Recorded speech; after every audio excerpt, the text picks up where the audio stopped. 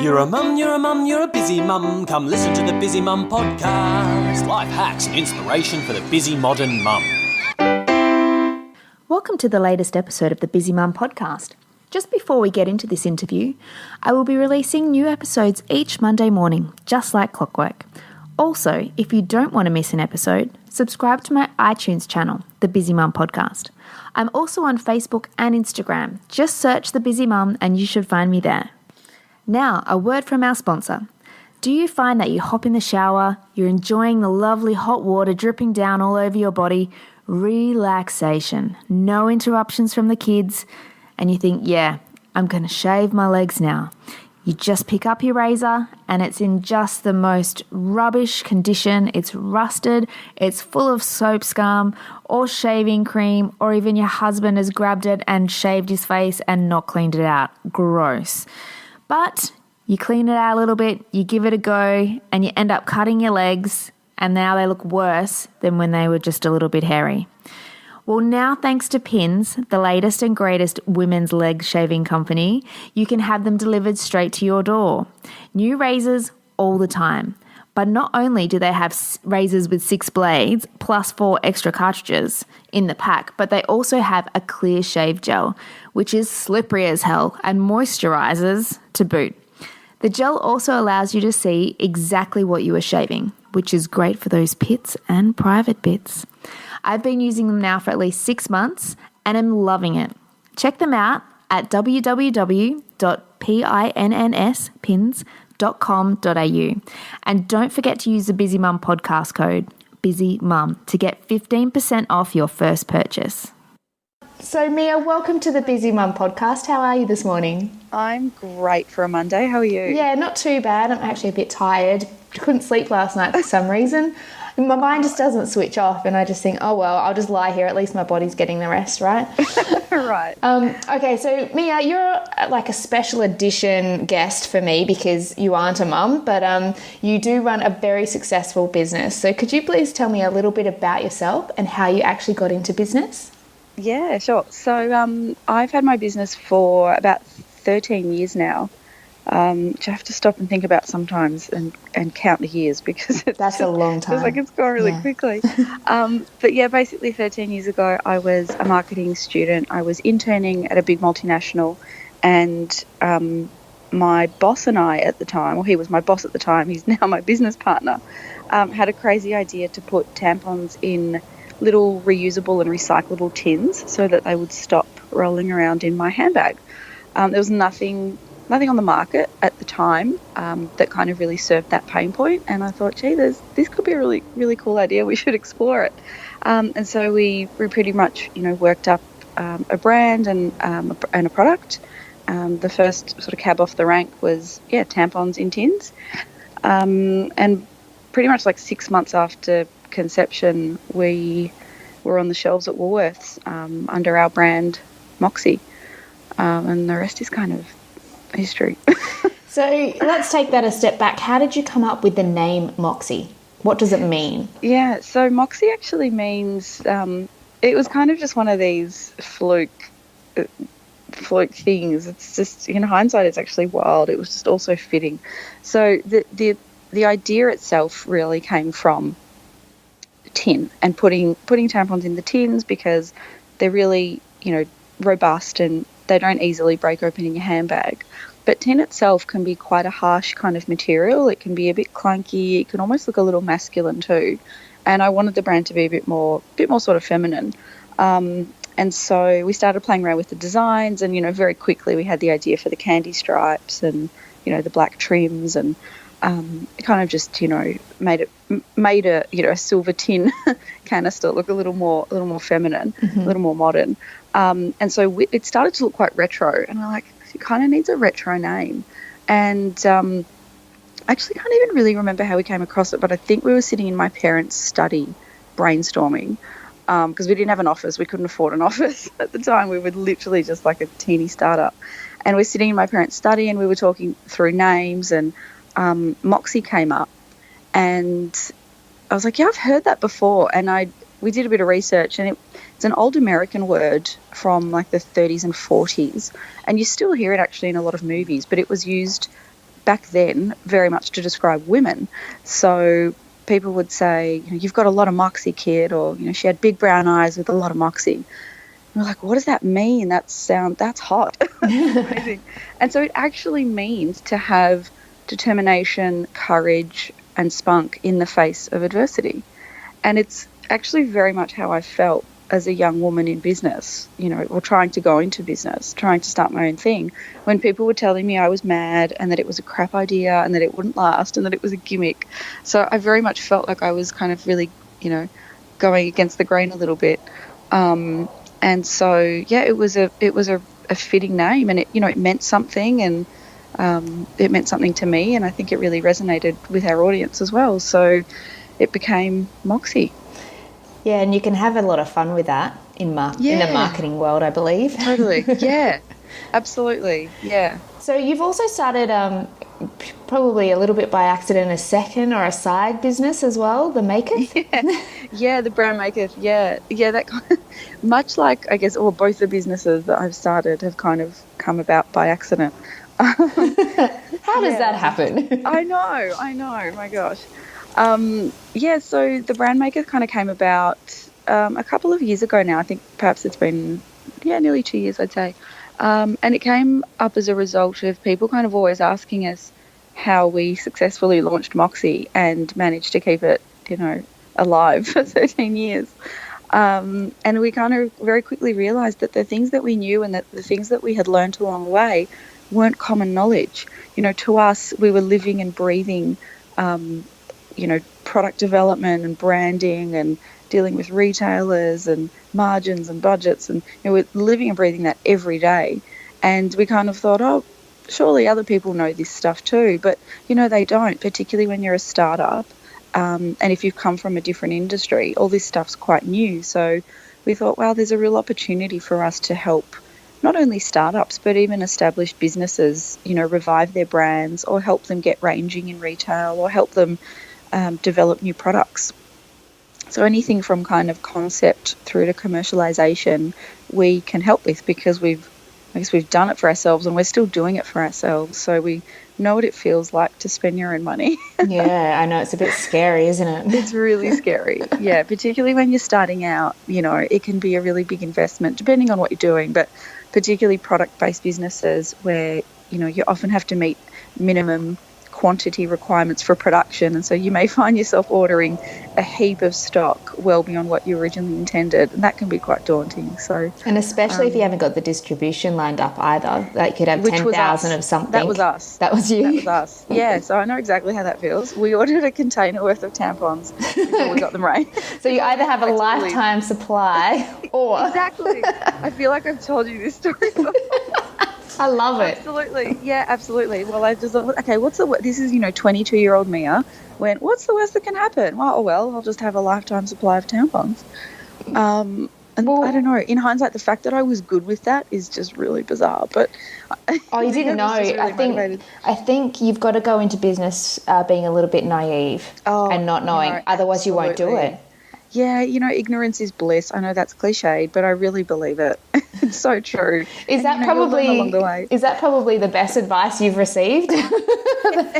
Ignorance is bliss. I'd be lying if I said it wasn't one of them. That's for sure. Yeah. People often ask me, would you do it again? And look, probably, because I'm silly that way, and I'd probably make the same mistakes again too, just so I wasn't wondering. But had I known what I know now, would it have scared me off? Look, I don't know. I'd like to think not, but it is a wild ride, and it's a scary ride, and it's not all sunshine and roses. And actually, it's barely sunshine and roses, to be honest. No, we celebrate. We really celebrate when the sunshine comes out. I know.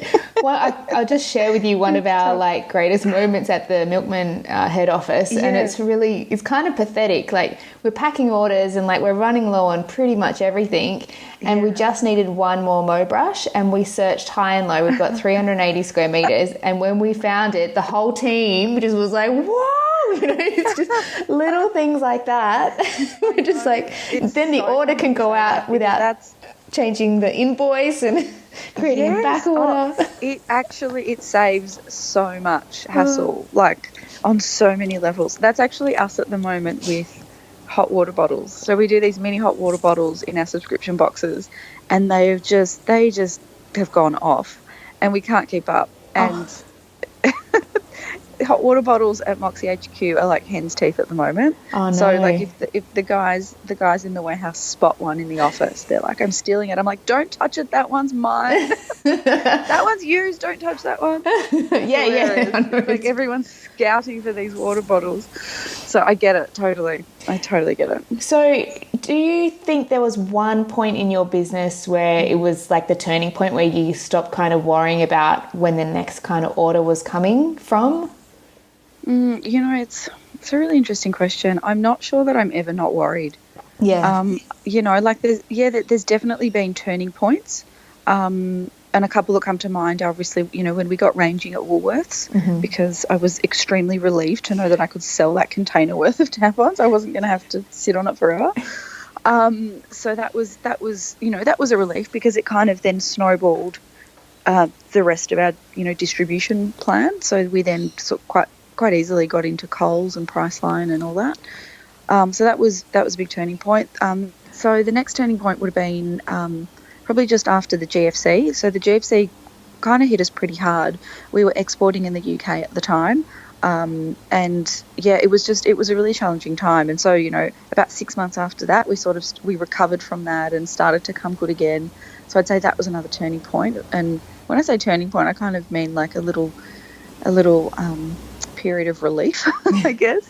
But, it comes in peaks and troughs. And, someone said to me once, if you're in hospital on life support, the life support machine would be, pitching up and down. And that means that you're alive, that you're living. Yes. And that's because life is up and down. When you're flatlining, you're dead. You're not living anymore. Yeah. So, business is much the same. And I absolutely love that. And that stays with me. Well, that has stayed with me. And I think about that a lot, because I'm like, it's going to happen. Things are going to be up and down. And if they're down, they're going to be up again. And that's just, I think that's just the reality of it. So I'm not sure there's really ever a moment where I feel really kind of fully relaxed about it all. But I also think that's what keeps me motivated and, keeps me, pushing the boundaries and doing new things. And I'm not sure I'd really last otherwise. Yeah, well, I think you go into business for that rush, definitely. Yeah, I think it's funny. I was talking to a friend the other day who's also got her own business, and we were just talking about our quirks, and we're like, yeah, I think we're definitely an odd breed of person. I think people that kind of do this sort of thing, I think there's definitely, I don't know whether there's a screw loose or something. But there's just something not right. There's just something there that goes, yeah, you're a little bit weird, and you need to go into business because you'll be able to handle it. Or it just, I don't know, it just makes you tick, I guess. Whatever makes you tick. Yeah, it's different for everyone. Yeah, and every day is not the same. Like it's not. Like you've got. There's no typical day. Yeah, exactly. Like there is routine in terms of, for me, dropping the kids off and then I come and do work. Yeah. But my work day is like, what do I need to do? What's the most important thing that I can do today to make me money? Yeah, absolutely. Like I sort of had this theory of like, what's my top one? So every day, like when I wake up, actually, like I'll often put it in my phone, sometimes even the night before. I'm like, what's my top one for tomorrow? Like, what's the one thing I have to achieve tomorrow that's actually going to change the game? Okay. Because it's so easy to get caught up in like, the things that I just want to do, the things I want to tick off my list. Just to keep busy, things. Could you give me an example of like, say, what's been a recent top one for you? Without giving away too much information. Oh, getting these new hot water bottles back in stock. Are you shipping them by sea? Because if you are, you're like, oh God, they're done, but they're... We were, but some are now having to come by air because, we don't want to stop supply. I actually think they're officially out of stock on our website, so we hate being out of stock. It's not something that we like to do. I have two schools of thought on being out of stock. One is it's kind of good because you're popular and it creates scarcity. True. So from a customer point of view, it is annoying, but it's like, oh, they're popular. I need one. Yes. But then from that's true. business point of view, it's like, That's Lost income. sales. Where's the income, you know? I know, it's double-edged. It's such a double-edged sword. You're right. Like, people are emailing me saying, "Oh my gosh, when are they back in stock?" So yeah, I think I do believe that scarcity is good sometimes, but at the same time, it's, you know, on balance, it's also loss of revenue. So Yeah. And, well, you don't want to be out of stock of everything. Like, one or two things is or fine. for too long. Yeah. Or for too long. Yeah. Because people then, you know, I guess arguably they find alternatives, or they just forget, or they just get over it. And yeah, so there's definitely a fine balance. Yeah, and things happen. Like, when you do order from overseas, like, I've ordered a bunch of stuff and they're like, "Oh, it hasn't even left port yet because of a typhoon." Yeah. And I'm like, "What?" Yeah. Oh my God. I didn't even think Got held of up in that. customs. There's always something. Yeah, there's so much you need to be prepared for. Yeah, It's exactly. a minefield, and particularly when you're ordering like multiple, like different stock lines. I don't even know how many we've got now, and nowhere near as, you know, as many as some.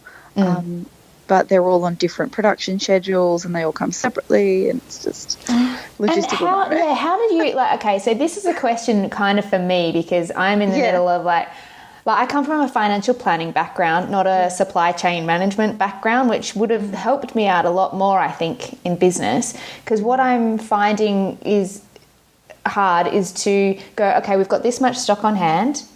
These are our potential sales for the next 3 to 6 months, and it takes this long to get everything produced. When do I order? How do you guys do it? I've got a really, really excellent operations manager. I'm not telling you his name because you can't have him.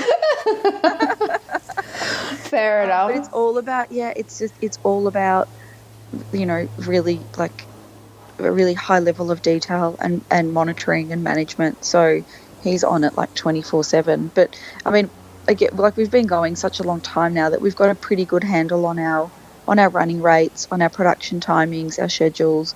You know, having great relationships with the suppliers is really important as well, because there are times when you need to push the button on something at the 11th hour, and they need to rush production. And, you know, a lot of done that a few times. Say it's not possible. Yeah, and you know, sometimes I'll say it's not possible, but you know it is. And it comes down to the relationship you've got with them. But, you know, we track everything very carefully, and actually I'm not even sure what system he uses, but it's kind of all integrated into our accounting and stuff as well. So we do monitor stock pretty closely. But, you know, at the same time, things do happen, and we, like these hot water bottles, you know, things kind of, you know, have a life of their own and go a lot better than you expected. And so you kind of have to move your schedules around. But I think flexibility is key as well. And just knowing that sometimes you have to be a bit malleable, because, yeah, whilst you may think you know what your running rates are, things surprise you. And then other times, you know, we sit on stock for ages, a lot longer than we thought, and we think, okay, well, now we've got too much. What do we do? Yeah, how do you get it is really challenging, actually. That supply chain is a really, really challenging part of the business.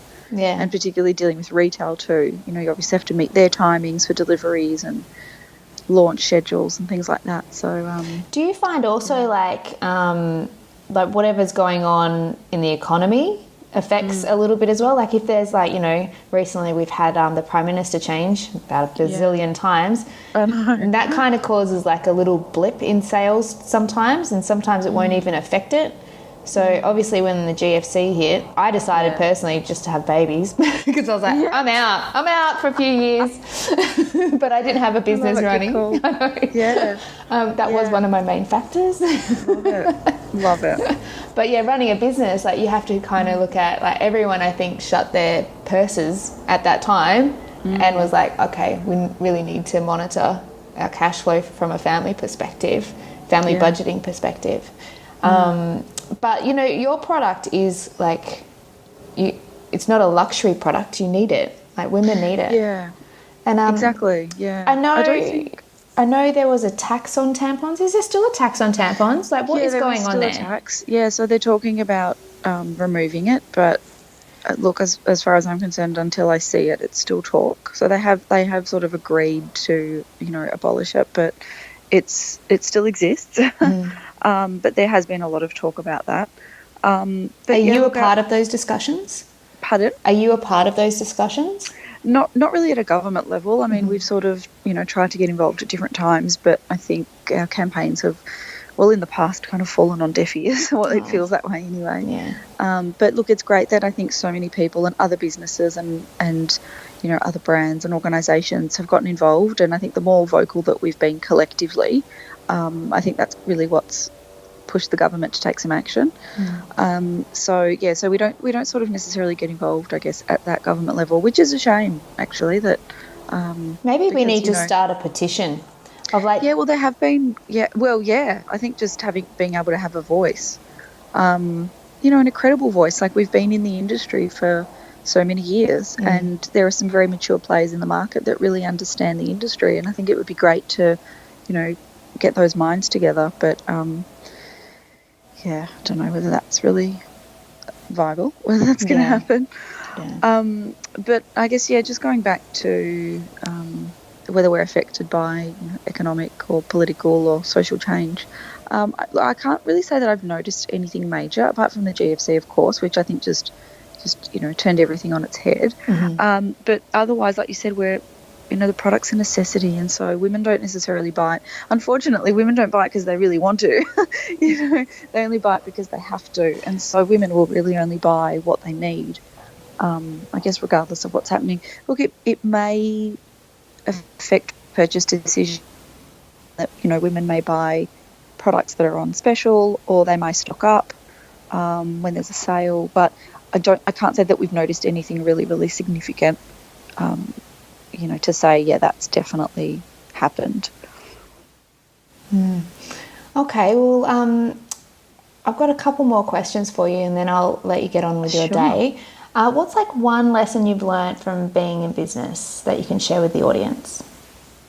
Oh my God, how much time have you got? Just give me just one. I know there's a lot, there's so many, but maybe one that's quite up there. The one that really comes to mind is to not be afraid of failure. I actually think failing is good. Personally, I think it's good to make mistakes, because it's kind of a bit of a trying to find the words on a Monday morning.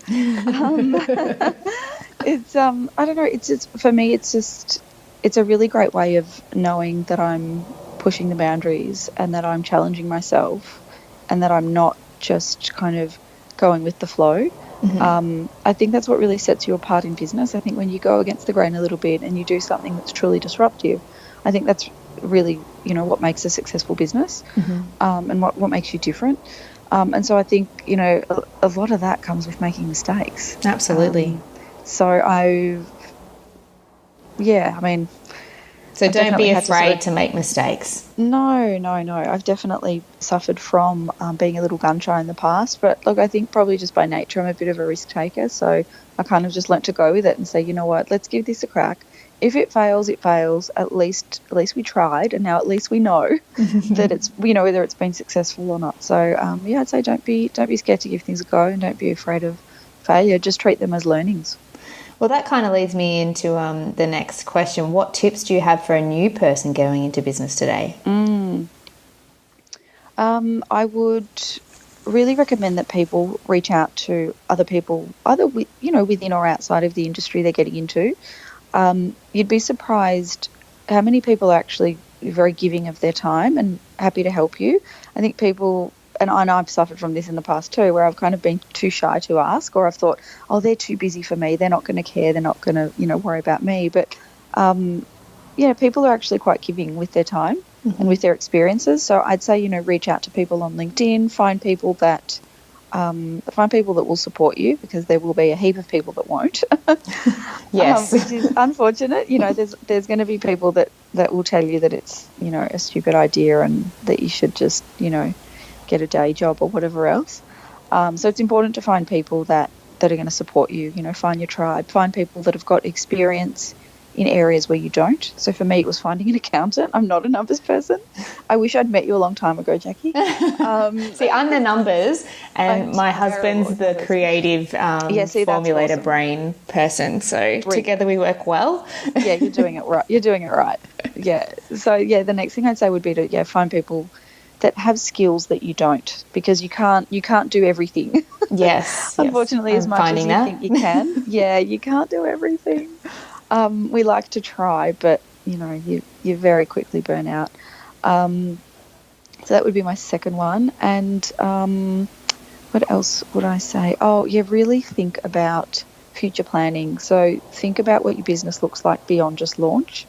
A lot of brands come to us, particularly even say with the brand Maketh. We're getting to touch and feel a lot of other brands now, which is awesome. But a lot of people just come up with it. They'll come with an idea and they're like, I'm going to launch this and it's going to be great and I'm going to spend all this money. And we're like, that's awesome, but then what? Yeah, and then what? Then what? Yeah. Yeah, so, you may not have it all figured out and, things will happen that you don't expect and you can't necessarily plan for everything. But I think it is really good to have some kind of strategic plan in place to think about where your business is heading beyond launch, and not even just from a sales, perspective, but from a cash flow perspective, from a, forecasting perspective, resourcing. Like for example, if you've got a product-based business and you're packing orders yourself, what's the tipping point? At what point do you need to, employ people or get a packing house, or, because often these things creep up on you and they happen very quickly. And if you don't have a plan in place, yeah, it's kind of a sink or swim situation. So, and packing gets boring. Like, I remember for a good 2 years, I think I hated the packing side of it. I was like, I hate this. Like, this is not me, but I still had to do it, and I had to reframe it. Like, if we don't get these orders out, we don't get paid. Exactly. Exactly. And I guess just thinking about what is the most efficient use of your time. Because often, as the business owner, as the strategic, driver of the business, maybe your time isn't best spent packing. It's just good to think about these things and just, think about where you want to be and what you need to do to get there. And thinking about that early on can save a lot of heartache and a lot of wasted cash. Yeah, exactly. So what kind of marketing strategies would these new people use? There's so much you can do. I think it really depends on your business, whether you're a service-based business or a product-based business. But I think online is a really, really great tool at the moment because it's just so cost-effective, it's so reactive and so malleable in a way. Like if something, you could put an ad up on Facebook, for example, and if you don't see traction within 24 hours, you can change it, you can change the wording, you could pull it completely. And you haven't necessarily burnt a heap of money. So I think online has been a really great tool. We launched in an era where that wasn't really a big thing yet, and so we were still relying on magazine ads and above the line paid media, which is super costly. Mag ads used to be like $15,000 each. Oh my God. Whereas, if you put $15,000 into online advertising, I think it would get you, it would just get you so far.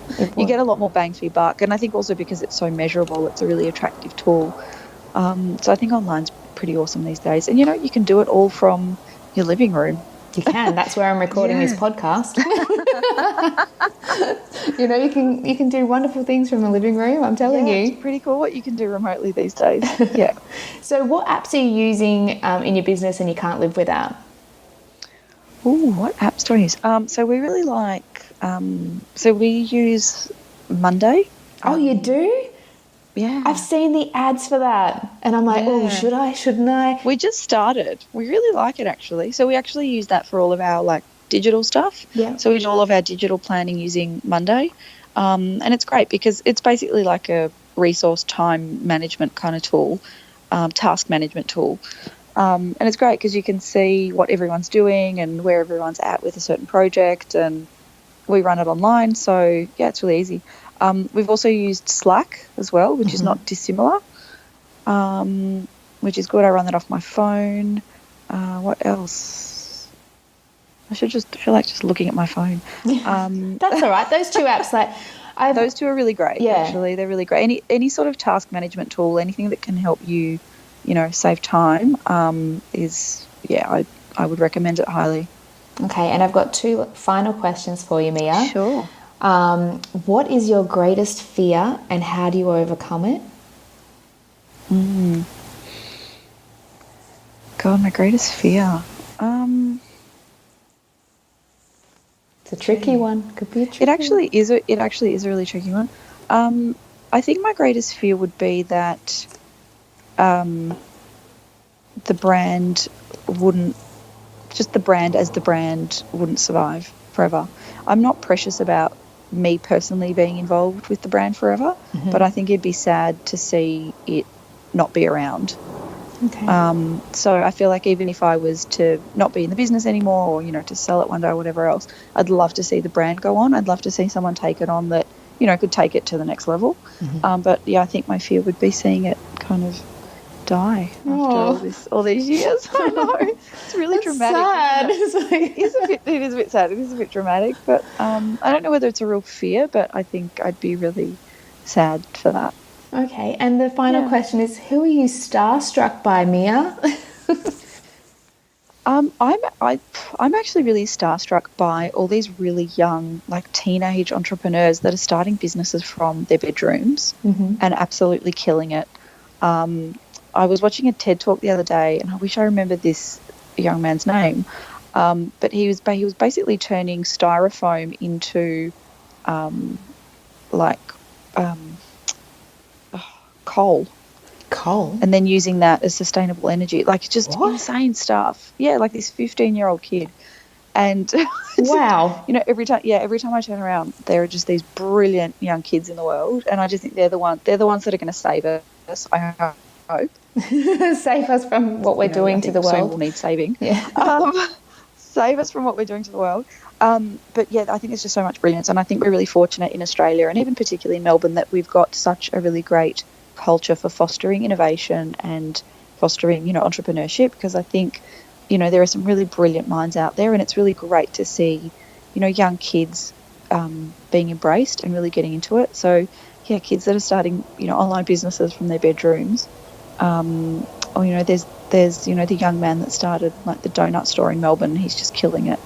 I love donuts. Donuts are our thing. So we're very, very, very up to date with all the latest donut shops in Melbourne. That is so funny. But, you know, I just think it's amazing. So I'm actually really, you know, they're the ones that, it's not the famous people or, you know, the celebs or the really big business names. It's the up and comers that are just not afraid to go with their gut and give something a go.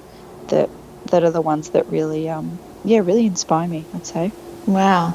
Well, I'll have to get those TED Talks from you and pop them in the blog post so that people can... I will send you a link. Yeah, read them. It's excellent. And thank you so much, Mia, for being on the Busy Mum podcast this morning. Anytime. I've really enjoyed speaking with you. Thank you for having me. No worries. Cool. Thanks for listening to the latest episode of the Busy Mum podcast.